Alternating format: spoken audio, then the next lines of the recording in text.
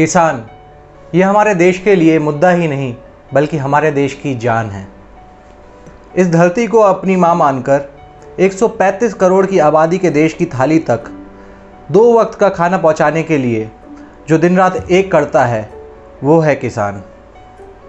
जब हम सब गर्मी के मौसम में अपने अपने घर के अंदर एसी और कूलर में बैठे होते हैं, तब खेतों में जो अपना पसीना बहा रहा होता है वो है हमारे देश का किसान। घर के छत से पानी चूने की चिंता किए बिना जो अच्छे फसल के लिए बारिश की प्रार्थना करता है वो है किसान। जब हम ठंड में रूम हीटर चला के बैठे होते हैं, उस मौसम में सुबह सुबह नाम मात्र कपड़े में जाकर जो खेतों में मेहनत करता है वो है किसान। पर देश की राजनीति के चलते हमारा पेट भरने वाले किसान भाई लोग ही आज अपने हक के लड़ाई के लिए ही सड़कों पर उतर चुके हैं।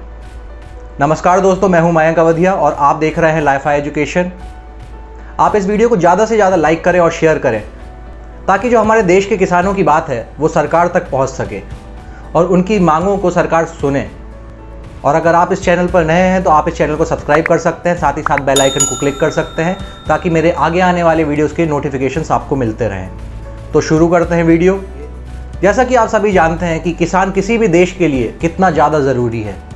अगर वो ना हो तो सुबह के नाश्ते से लेके रात के खाने तक अन्न का एक दाना तक हमें नसीब ना हो। पर हमारे देश की सभी पॉलिटिकल पार्टीज़, चाहे वो कोई भी पार्टी हो, मैं किसी पर्टिकुलर का नाम नहीं लूँगा, वो अपने अपने फ़ायदे के लिए किसानों का ज़रूरत पड़ने पर इस्तेमाल करती आई है। इलेक्शन के टाइम में झूठे वादे करती है, कर्ज माफ़ी के वादे किए जाते हैं और तो और बहुत सी स्कीमें भी लाई जाती हैं ऑन पेपर, पर ज़मीनी स्तर पर ये इम्प्लीमेंट नहीं हो पाती, जिसके चलते आज़ादी के 73 सालों के बाद भी आज भी एग्रीकल्चर सेक्टर अपने पैरों में खड़ा नहीं हो पाया है। जबकि हमारे देश भारत को कृषि प्रधान देश कहा जाता है, पर फिर भी हमारे ही देश भारत में किसानों की इतनी बुरी हालत हो चुकी है कि उन्हें अपनी बातें मनवाने के लिए सड़कों पर उतरना पड़ रहा है।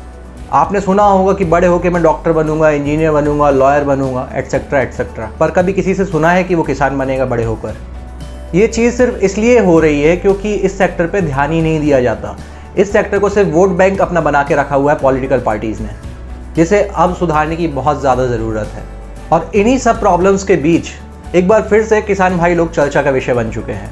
और इस बार चर्चा के केंद्र में 3 बिल हैं जो कि केंद्र सरकार द्वारा लाए गए हैं।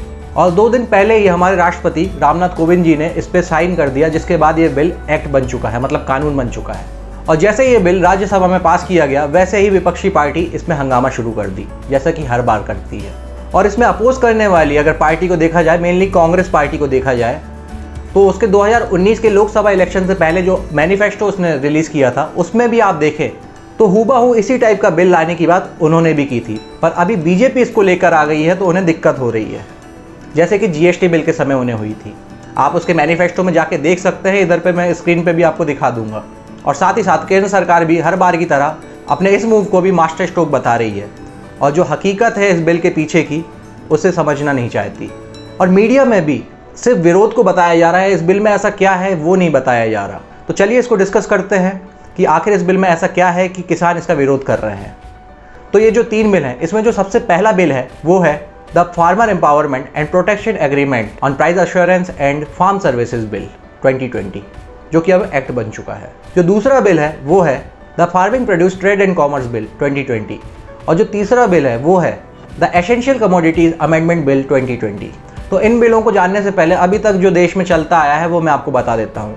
अभी तक जो फार्मर थे वो अपने अनाज को लेके कृषि मंडी में जाते थे, जो कि गवर्नमेंट द्वारा 1950s के टाइम ही स्टार्ट कर दी गई थी। लगभग 7000 कृषि मंडी है पूरे देश में, जिसे AMPC भी बोलते हैं। तो अब फार्मर डायरेक्ट तो फैक्ट्री में जाके इसको बेचेगा नहीं, तो उसके लिए सरकार ने एक लाइसेंस पर्सन रखा था जिसे मिडिल मैन कहते थे। सरकार उसे लाइसेंस देती थी। तो किसान कृषि मंडी में जाकर मिडिल मैन, जिसको बिचौलिए भी कहते हैं, उन्हें जाकर अपना अनाज बेचते थे और जो मिडिल मैन थे वो उसे फैक्ट्रीज में बेचा करते थे और बीच में कमीशन मिडिल मैन को मिलती थी। तो अभी तक ये सिस्टम चलता आ रहा था। पर इन एक्ट्स के लाने के बाद जो सिस्टम में चेंज आया है वो है, अगर पहले एक्ट की बात की जाए तो एसेंशियल कमोडिटी अमेंडमेंट बिल 2020, मतलब किसान जो भी अनाज उगाएगा अपने खेत में उसे स्टोर रख सकता है।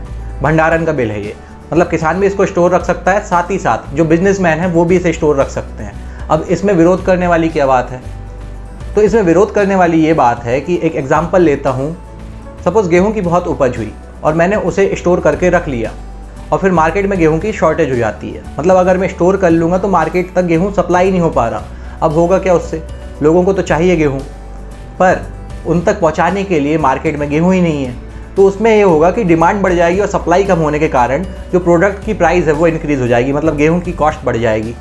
तो इससे दो नुकसान है। पहला नुकसान है कि महंगाई बढ़ने के कारण आम पब्लिक को घाटा होगा, और दूसरा नुकसान ये है कि कोई भी बिजनेसमैन अपने फ़ायदे के लिए कभी भी ये चीज़ कर सकता है। मतलब किसी चीज़ को 2000 रुपये में ख़रीद के अगर उसको थोड़े दिन रोक कर वो 5000 में बेच सकता है, तो वो क्यों नहीं करेगा अपना फ़ायदा देखने के लिए। तो किसानों को इससे दिक्कत है, क्योंकि अगर देखा जाए तो हमारे देश में 85% किसान छोटे किसान हैं और ओनली 15% किसान ही बड़े किसान हैं।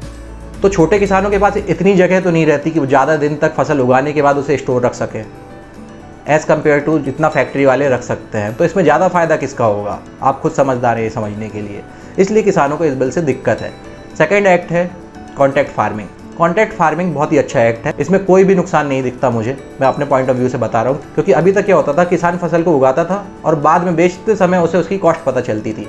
पर कॉन्ट्रैक्ट फार्मिंग के बाद होगा ये कि उसको उगाने से पहले ही जो फैक्ट्री है, जो बिजनेसमैन है, वो ऑर्डर दे देंगे कि इतने रुपए में उसकी फसल तय हो गई है, तो उसको उगा के बस इसको बाद में बेचना ही है। तो उसे उसकी फसल की कॉस्ट पता होगी। पर इसका विरोध भी किसान कर रहे हैं, उसके पीछे भी एक रीज़न है, वो मैं आगे डिस्कस करूँगा। जो तीसरा एक्ट है वो है the farming produce trade and commerce bill 2020।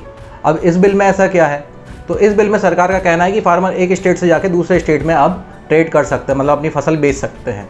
तो अब किसानों को इससे क्या दिक्कत है, तो किसानों को इससे ये दिक्कत है कि ये जो अभी सरकार बोल रही है कि किसान अब एक राज्य से दूसरे राज्य में जाके फसल बेच सकता है, ये चीज़ पहले भी थी।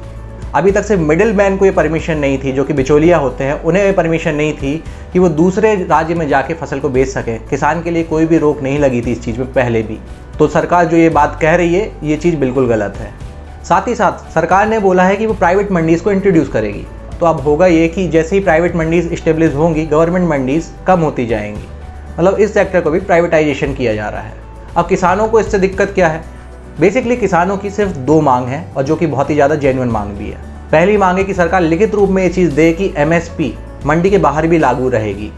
MSP होता है मिनिमम सपोर्ट प्राइस, मतलब मिनिमम प्राइस होता है जो कि सरकार हर साल तय करती है कि मिनिमम इतने रुपए में फसल बिकेगी ही बिकेगी। पर अभी तक इन बिलों में सरकार ने MSP की बात नहीं करी। अब होगा क्या कि अभी तो बिजनेसमैन ज़्यादा रेट दे के खरीद लेंगे, पर आने वाले कुछ सालों के बाद वो अपना फ़ायदा देखने के लिए मनमाना रेट किसानों से लगाएंगे। जैसे मान लीजिए अभी 1800 रुपये MSP है किसी फसल की, तो अभी कुछ सालों तक तो बिजनेसमैन इस रेट में ले लेंगे, लेकिन आने वाले 2-3 साल बाद अगर MSP कंटिन्यू नहीं रखी गई तो मजबूर कर देंगे इन किसानों को फसल कम रेट में देने के लिए, और किसान को पैसे के चलते अपनी फसल कम रेट में भी बेचनी पड़ेगी। इसमें नुकसान किसका होगा, किसान का होगा। तो उनकी मांग है कि सरकार इस चीज़ में भी लिखित रूप में दे कि MSP आगे भी मंडी के बाहर लागू रहेगी। तो मुझे नहीं लगता ये गलत मांग है, बहुत ही जेन्युइन मांग है। हालांकि मोदी जी ने ट्वीट करके ये कहा है कि आगे भी MSP लागू रहेगी, इस बिल से MSP का कोई लेना देना नहीं। पर पॉलिटिकल पार्टी किसानों के साथ पिछले 73 सालों से इतने झूठ बोलती आई है कि किसान से मुंह बोली बातों पर भरोसा अब नहीं करता, इसलिए उन्हें लिखित रूप पे चाहिए। और एक और रीज़न है कि मान लीजिए आपके रहते MSP आगे भी कंटिन्यू करती है और आप रूल नहीं बनाते हो, आप सिर्फ कह के इस चीज़ को लागू रखते हो, तो आगे आने वाली नई सरकार, आगे जाके जब दूसरी सरकार आएगी, वो इसको बदल सकती है। इसलिए ये चीज़ लिखित रूप में होना बहुत ही ज़्यादा ज़रूरी है। दूसरी जो इनकी मांग है किसानों की, वो है कि जो ये कॉन्ट्रैक्ट फार्मिंग है, इसके लिए नियम कानून बनाए जाएं, मतलब रूल्स इसके लिए बनाए जाने चाहिए कि अगर एग्रीमेंट को फॉलो नहीं किया गया, शर्तों को नहीं माना गया, तो उसके लिए भी तो कोई कानून होना चाहिए कि क्या एक्शन लिया जाएगा उसके अगेंस्ट। तो ये बेसिकली दो मांगे हैं किसानों की, जिसके चलते किसान आंदोलन कर रहे हैं। अब बात करते हैं हम विपक्ष की। आज कांग्रेस पार्टी सरकार पर इतने ज़्यादा सवाल उठा रही है कि MSP सरकार ख़त्म कर देगी। तो ज़रा पुराने आंकड़ों पर भी एक बार नज़र डाल ही लेते हैं कि उनके टाइम पे कितनी MSP थी और अभी कितनी MSP है। तो स्क्रीन पर आप देख रहे होंगे 2013 और 14 की MSP कितनी थी, मनमोहन गवर्नमेंट थी उस टाइम, और 2018-19 की MSP कितनी है वो भी आप देख सकते हैं स्क्रीन पर। और ये सब मैं अपने मन से नहीं बोल रहा हूँ, ये आंकड़े आप जाकर सरकारी वेबसाइट पे भी चेक कर सकते हैं, वहाँ से ही मैंने इन्हें उठाया है। तो ये MSP चलती थी कांग्रेस के टाइम पे, और ये चल रही है BJP के टाइम पर। तो जो खुद उस समय सही रेट नहीं देता था, वो आज किस हक से सरकार पर सवाल उठा रहा है। और ये बातें मैं नहीं बोल रहा, इन बातों की गवाही खुद सरकारी आंकड़ों से मिलती है। बात अगर नियत की जाए तो किसानों की नीयत बहुत ही ज़्यादा साफ़ है, वो अपने हक के लिए अपनी मांग रख रहे हैं सरकार के सामने। पर पॉलिटिकल पार्टी इसमें अपना फ़ायदा देख रही है, जैसे कि पिछले 73 सालों से देखती आ रही है।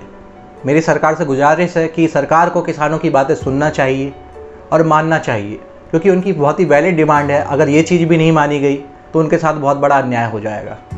तो आज के लिए बस इतना ही, मिलते हैं नेक्स्ट वीडियो में। जय हिंद।